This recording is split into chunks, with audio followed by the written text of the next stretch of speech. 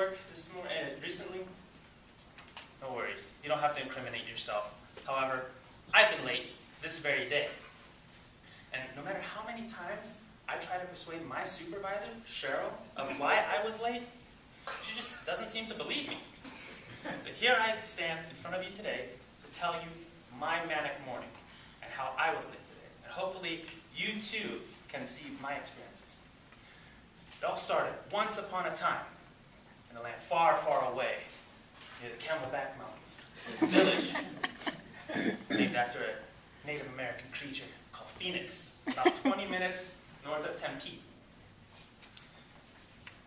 At 6 a.m., March 12th, my phone alarm goes off in one of the several attempts to awake me, and each time I hit snooze. Until one time, a phone call came in.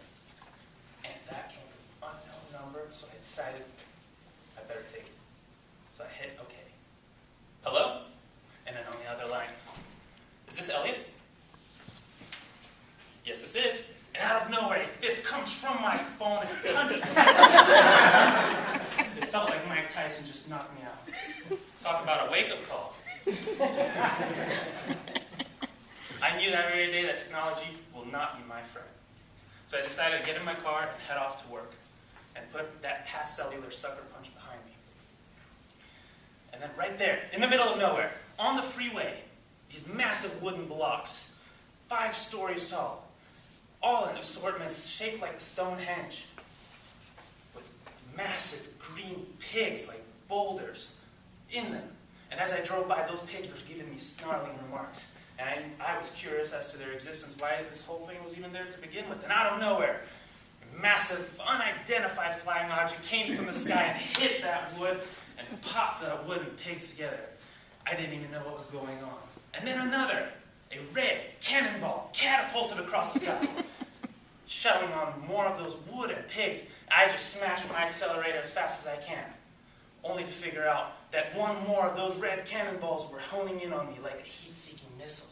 So I drive through traffic as fast as I can, weaving in and out, and it gets closer, and I look in my mirror, and that object was closer than it appears. At that moment, I knew it was a bird. That bird was angry. So I swerved off to the nearest off-ramp, and it came crashing down right on my nearest location. That excitement of traffic got me going that I really needed to quench my craving for caffeine. So I head to Starbucks, get my usual salted praline mocha frappuccino. Delicious, might I add.